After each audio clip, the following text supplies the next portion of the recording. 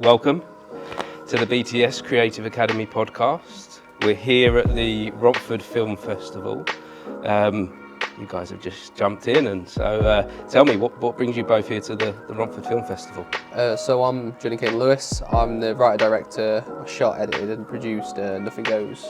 And I'm Aiden James, and I'm the lead actor in Nothing Goes. Johnny and Aiden. Jordan. Jordan, Yeah, sorry, Jordan. Yeah. And so tell me a little bit about your film. So our film is about a university student's life, how he's going through the cost of living crisis and stuff, and then it begins to spiral out of control. And that's kind of like the basic premise. But if I was to talk about it a little bit more deeper, it's kind of like split into two halves. It switches genres halfway through. So people going in with like the advertising, which has been seen online, they're going to expect something like a coming of age, but then they're going to end up with something completely different because it turns into like a thriller towards the end. And that's kind of like a non-happy ending. Is it kind of like a From Dusk Till Dawn type film, where you think you're going into a gangster film and it turns out to be a horror film, and there's like a switch-in point? Yeah, it's kind of not like a vampire. It's just thriller. It's kind of like goes from being like this heist coming of age film like Skins, essentially, mixed with like a really B-movie type ending plot. Right. So yeah, but filmed traditionally like early 2000s style. Lights are like blooming and stuff. So yeah, that's describing it. And so did you write this film as well? Yeah, I wrote it. It took about 4 months in total. If you're going to include like the creation of the story, use what's called flashcards, and I get a bunch of flashcards. I got a whiteboard, get like 50 flashcards, and they have each point, so I can visually see what's going on. And then that turned into the script, and then that turned into Aiden reading it, liking the material, and then What did you like about it when you read the script? What was it that drew you in? I thought it was such a unique idea. Like I love this idea of this kind of genre switch, and I don't think it gets done very often. And I think Jordan had such a unique idea with it, where it kind of lulls the audience into a false sense of security, where they feel like, I know where this is going, and then suddenly halfway through, it's something completely unexpected for them. And I loved the challenge of it. It was a really difficult character, I thought, when I first read it, and I was just up for the challenge. I thought it'd be really fun to sink my teeth into. Tell me a little bit about the character that you play then. So Alex, he's a university student. He's studying film. He's living with his nan. Basically, nan's struggling. Things are getting difficult.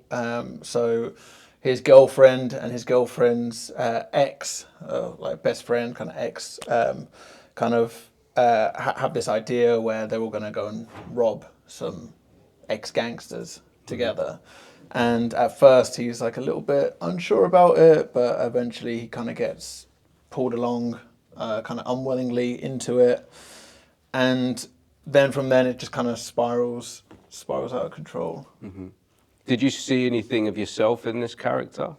Was there anything there that you could pull on for the performance? Yeah, I think the way it was done, I'm from London, so I came to Sheffield, met up with Jordan, met up with the cast and the crew, and obviously I didn't know any of them going into it, and my character Alex is a little bit of an outsider. Like at the parties, he's kind of left up to his own devices. He kind of feels like he doesn't really belong there. So in that sense, it was quite. It was nice to go into that atmosphere where I didn't know anyone. Was this a big crew or quite a small crew and cast? It was a really tight knit crew. We had, I think in total, probably on set on every day, maybe 5 in total. Yeah. Maybe 6 if you include like transport. But it was basically me. I had a first AC, which was Ewan McLean, and he was really good, really helpful, helped set up times quicker because I was shooting it as well, I was directing it and stuff. And we had the sound guy there and a clapper.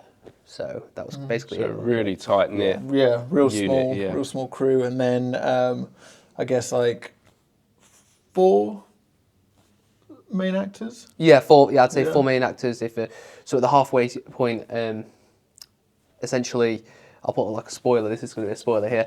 It switches from the main three, so Alex, Lexi, and Peach, and basically they ditch him, and he's left on the beach essentially stranded by himself, and he's got to make his way back, and he essentially gets a hitchhike. He trying to get a hitchhike, and then eventually he's able to, and we're introduced to Charlie. So yeah, on set it was in like 3 to 4 actors. We had a load of extras on certain days, and we were able to reach out to universities and colleges to get the extras, and they were more than willing to help and stuff. Especially that I've done work with. Like the crew, they're not professional crew, like they're like university level crew. So it's all like I shot the film while I was doing my masters, so it was my final major project. So yeah. Why go for that? Why go for people that are not necessarily professionals in the industry, and you're going for new people that are perhaps up and coming and they're still learning their craft? Why did you use people like that? I just wanted people that were like dedicated. So the issue I got, obviously my funding, there's not loads of funding there. So we're on a total budget for the feature was between 4 to 5 thousand, and we shot it. It's a 52-minute film, so it's like a short feature. But also I wanted something that was like kind of fresh. I did do a feature called A Touch of Vengeance. I did have a lot of crew who reached out to me. But university students, they don't stick to certain rules necessarily. So like I was trying to break certain rules with like the storytelling. So like he enters a fantasy, then there's a lot of montage, dreamlike sequences, and then when reality hits again, when he hits a halfway point and switches genres, it then becomes like a more traditional film. And that's the same with the music in the film. We had 2 different composers, one making the upbeat, the jungle type beats, which are really fast paced and like very modern to like my generation kind of thing, which like it kind of reflects the cinematography. So we have like a lot of like step printing, which is like visual drag when you crank down the camera, so you get that waviness, but we mix that in with like fast paced, sped up footage, so it kind of creates this like dreamlike thing. And then the duality with that is then when it switches genres, it becomes more serious, and it's like more traditional filmmaking, shot reverse shot, close up. You mentioned about rules there. Oh yeah. And breaking the rules. What's that about? Is that kind of like a way to play and explore, or is there something else in there? Yeah, that's the best way of putting it. It's just like, so because we were using step printing in such a certain way, where we could edit sequences a lot quicker, and it feels a lot more fluid, more like a music video, but shooting it for a feature. So them sequences definitely feel like a music video, looking back at it, whereas the more serious stuff is less. That's more like going back to the rules. But you see, if you're breaking the rules and you've got your crew there as well, they need to be able to understand that this is like breaking them certain like taboos or whatever. Yes, it's already there. Like we didn't do any dubbing. We basically did all the recorded the audio straight after the scene. We get the lines to be re-recorded. So you see, traditionally they'll just go and redub the stuff. So it sounds like it's all in the same environments and stuff. And the audio is really clean. So we did a really good job of getting the audio like that, because it basically brings it to the next level. So it's not a student film. It doesn't feel like a Did student you film. have that idea of breaking the rules quite early on, that you weren't going to stick to how things should be done?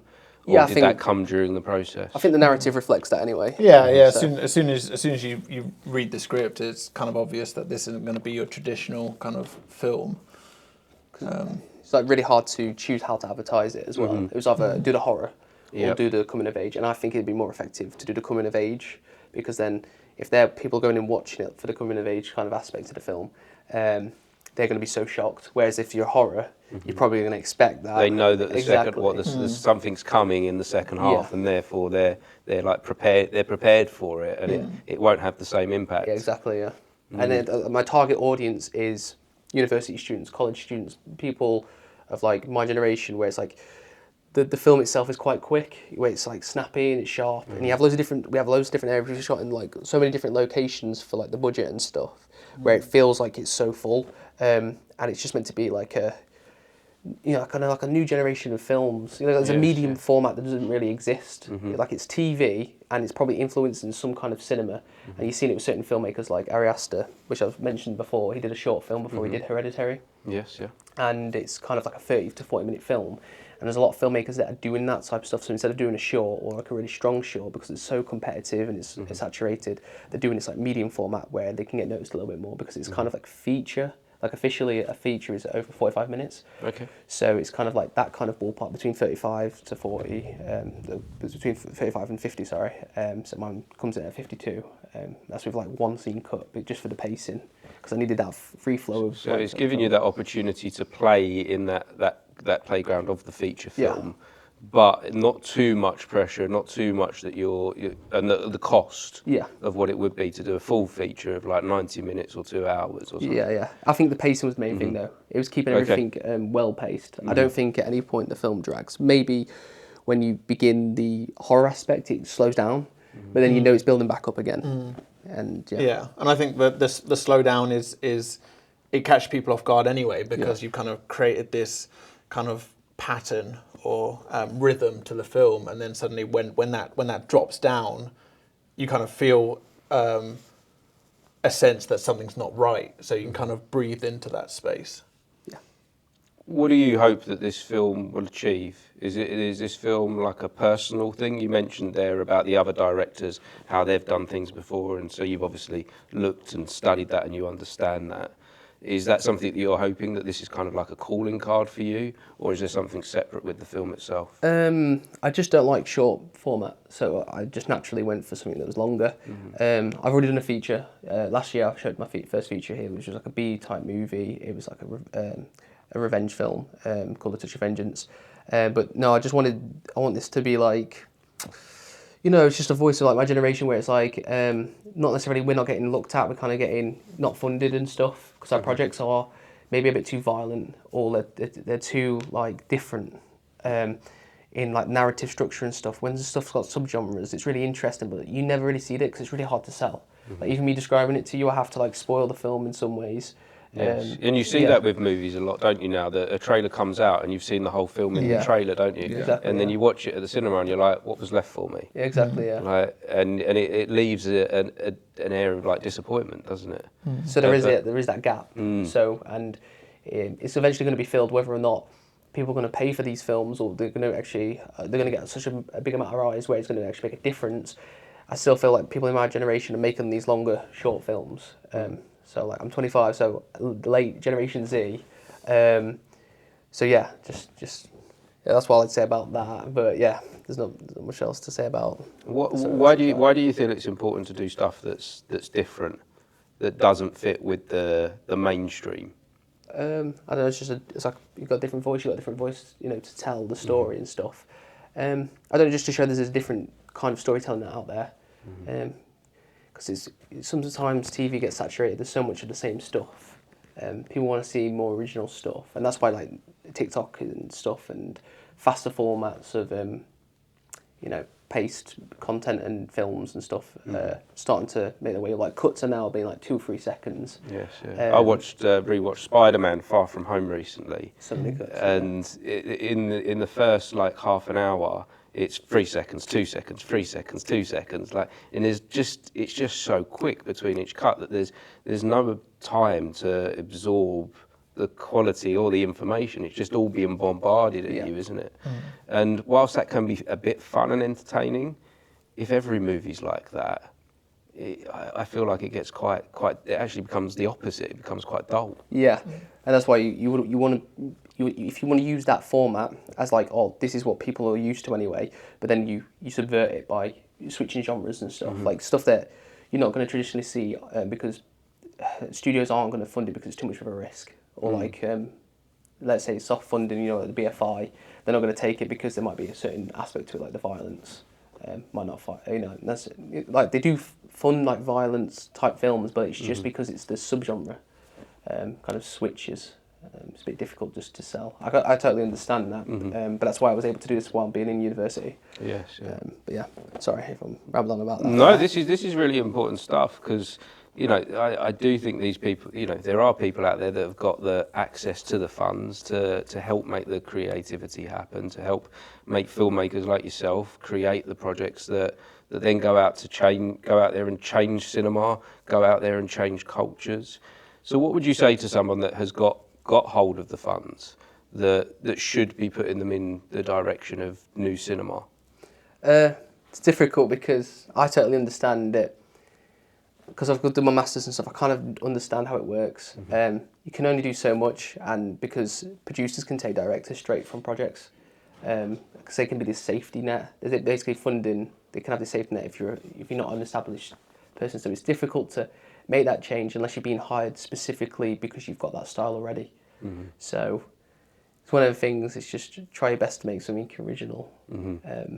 But you're going to have to definitely stick to some things because the audience have an expectation. Do you think the business side of show business is stifling the creativity? It's just really brutal and it's very gatekept and doesn't get talked about. Like there's no information really out there. There's like information for self-distribution, but there's not really much. Like I had to find out the hard way how the DVD and BBFC works. BBFC, the British Broadcasting Certification, where you cannot sell DVDs without being rated, which is kind of annoying from an independent creator because it's like you've got to pay for the DVDs, you've got to pay for the rating, and they do it by charge by a minute, and they have like a minimum amount and stuff, and it ends up being like really, really expensive to get to the point of DVDs, and then who's actually going to buy DVDs these days? It's a bit more difficult to do that, and that was the way that originally you could do it as an independent creator, and people used to sell loads of DVDs and stuff. I feel like we've lost that a little bit. I feel like people are less likely to buy films on Amazon and stuff. Yes. So just because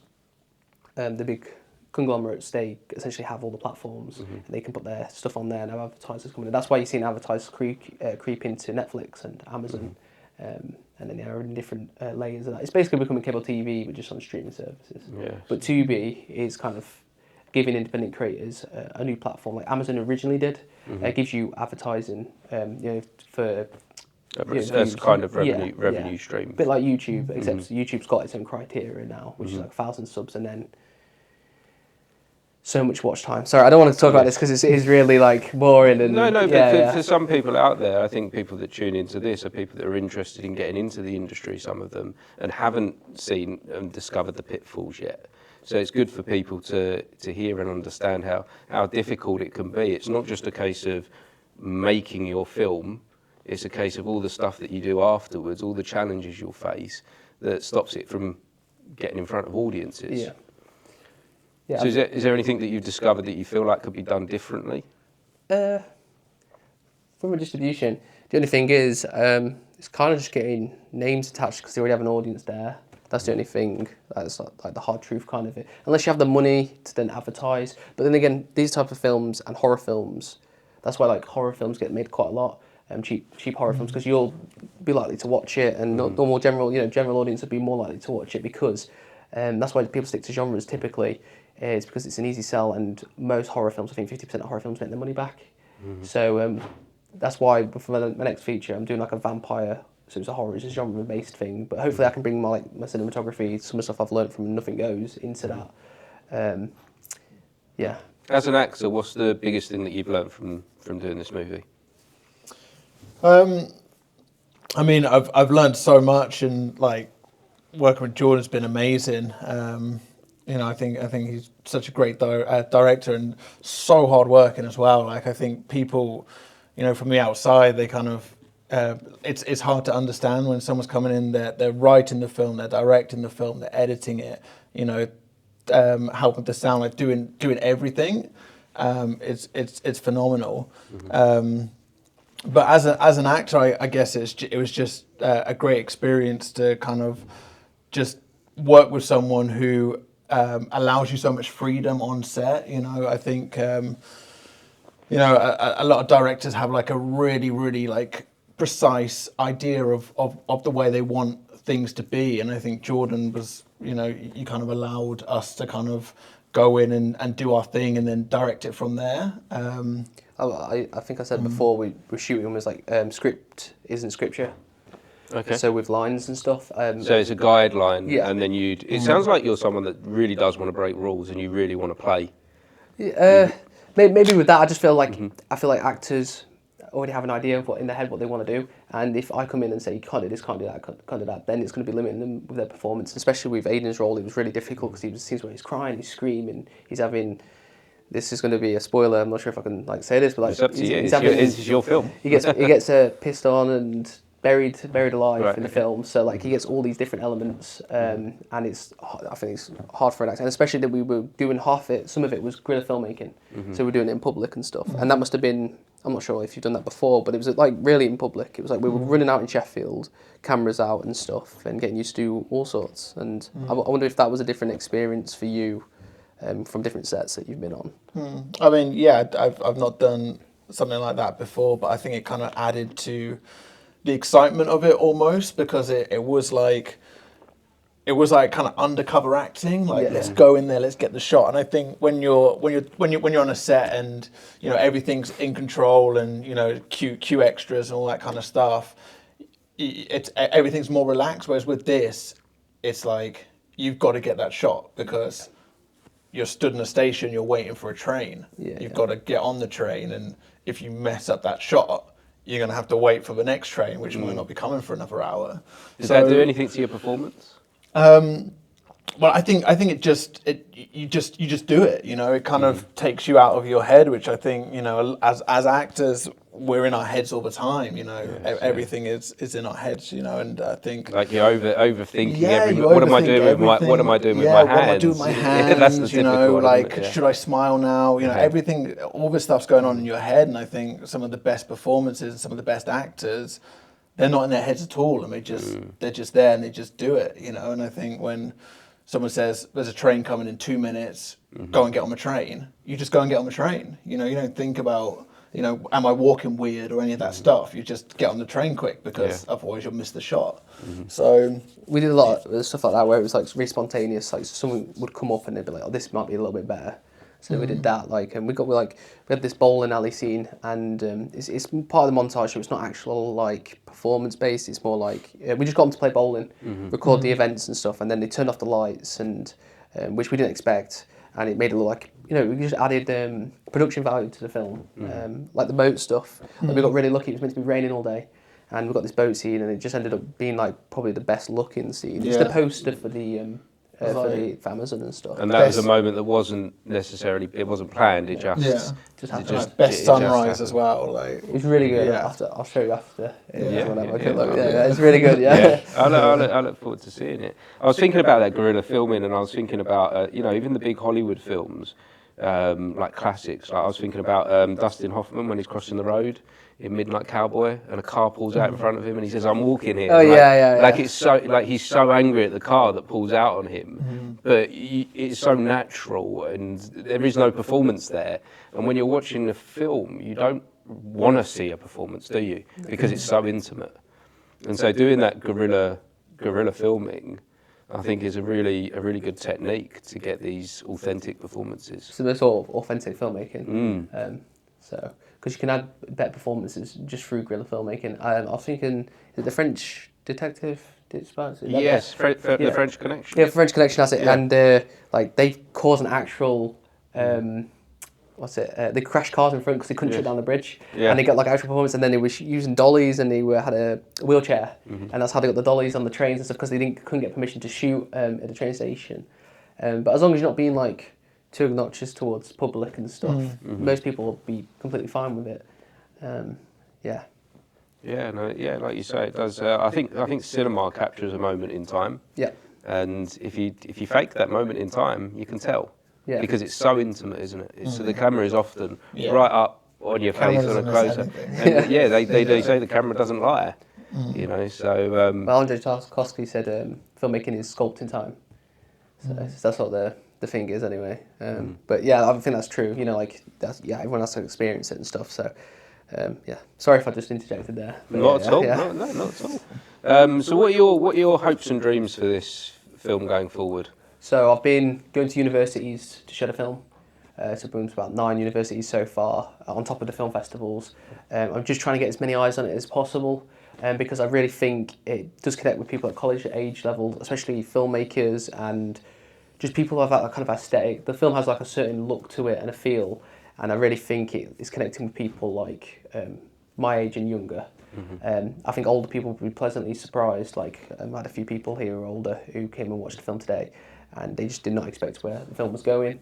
But to do with analog and stuff, there's a lot of nostalgia stuff in the film. We use a VHS camera. There's Polaroids, there's pictures, there's physical stuff, and it's kind of there was a director, I'm not sure if it was David Lynch or someone, but they said the next wave of filmmakers that are younger it's going to be very nostalgic. Like we're already seeing that with the 80s and the 90s. Yeah, right? like Stranger Things Exactly, has become huge because of my age group. I watched that and it's like looking at my childhood. Yeah. But my kids can enjoy it as well. Exactly, yeah. But that's so I'm taking like the 2000s and that aesthetic. I think they say there's like in culture there's like a 30-year cycle. Yeah. That we go around and we always look back at like the last what it was like 30 years ago. But I think it's as well though, like between 1990 and 2010, there's so much change, and between the last 10 years there hasn't been. So I don't think you're going to see that. It's going to be stuck between probably 2010 and below. We're not going to really move past that. We might get some nostalgia on like media and stuff, but I don't think like physical things like cameras and stuff. There was so much like Polaroids. You know, you got that certain time frame, and I just think we get to a point where maybe we might see it like, oh, that iPad looks so big compared to what we have now. But I think people will just look at it and go, that's just an iPad, and they're not going to see much change. Whereas a DVD player and a VHS player, there's enough time that's gone by where it's got a nostalgic feel or a certain look to it. You mentioned DVDs earlier, and streaming's kind of taken over from DVDs. But DVD sales are on the increase. Yeah. They're coming back through nostalgia, through people are realising that there is something different to having a physical copy of a DVD of a film. I think there's the protection of a film because a lot of things from streaming, it'll be on there 1 minute and disappear the next. Whereas if you've got a physical copy of the DVD, you've got it forever, and no one can take that away from you. I think the only way you could probably bypass that is maybe have like a digital version of it, you know, on the inside. So it's like if I don't have a DVD, at least you get this physical thing and you got it forever. But then you also have, you know, like the code. Yeah. I think there's some bigger budget filmmakers They're doing that, yeah. But I also think there's something different to having that physical thing. Like it's part of the film, I think, to me personally, having grown up in an era where I did have tons of VHSs and DVDs. I watched the film, but having that thing, having that the booklets inside where you could read behind the scenes, having the cover and physically having it, and it was part of the experience. And some filmmakers, in fact, made the covers and things like reference the film. Well, you could be more. I'm thinking of like the Evil Dead. I'm thinking of the Evil Dead. They made the DVD and the VHS. They made it a book, and it just added something extra to the film that you don't necessarily get now. Well, you see, with like streaming services, you're limited. They want certain criteria. So if you've got a certain aesthetic, you're trying to have like. So with Nothing Goes, I really wanted something like Polaroid as the poster in the background, and it's basically you can't have that. It's got to be clean cut. So the advertising we had to go for was the nice picture of the boat scene, but with just traditional text. And I couldn't be what's it called? It was a limited creativity with like the new way to get onto the streaming services and stuff. But I understand it. Audience have a certain expectation, and they don't want because it's saturated. There's a lot of like low budget but bad filmmaking that's been put on the platforms. They don't want that, and if they've got the control of it, they can limit that, can't they? So, yeah. How do you hope things will change with filmmaking in the future? If you look forward, let's say we jump in a time machine now and we go forward into the future, what are you hoping that it will look like? Tubi comes to Europe, and then advertising's great, and these independent filmmakers are now getting loads of money and people are actually watching it and they can make films. That's the ideal thing. And what about you, both of you personally? Where are you both going? Where are you both heading? You can go first. You go first, yeah.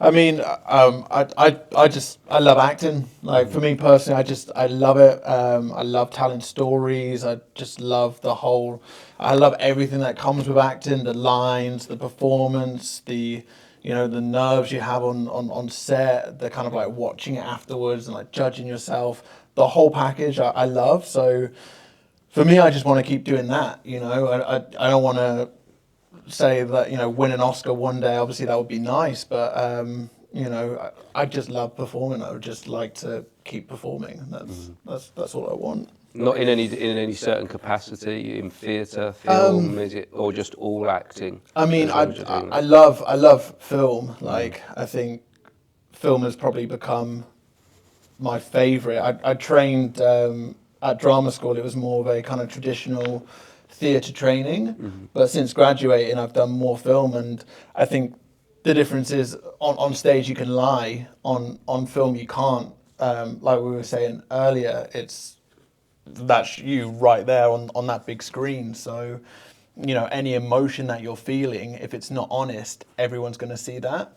And I think it's just such a difficult skill to do that naturally and to do a good performance. And I think as actors, you're always so critical of your performance, and there's just that idea of, you know, achieving, you know, a perfect performance where you just watch the whole thing back and go, yeah, no notes, you know, and it's like that's, you know, that's like, I think probably every actor's goal is just to, you know, see themselves do something and be like, yeah, I was really good in that, you know. I think I'd be the same with filmmaking. I just want to do, out of everything, I really do like film compared to like TV. I would do TV, but the thing is, I just feel like film's like a contained story. It can be between 60, it could be between 45 and 180 minutes or whatever, and it's contained. You don't have to go outside of that. I know you have sequels and stuff, and that's just because it's based on, you know, money.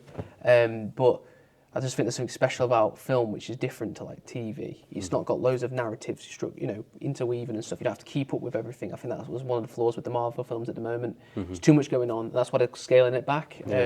So then people can actually pay attention to each film and take everything in. When you've got too much stuff going on, it just becomes not cinema. And yeah, it's all about telling stories and hopefully stuff that's unique or you've never seen before and introducing people to that. And then change their way that they're looking at cinema and hopefully give them scenes and situations within the films that they'll never forget. Like hopefully a few scenes, even if it's just like one scene I've ever done.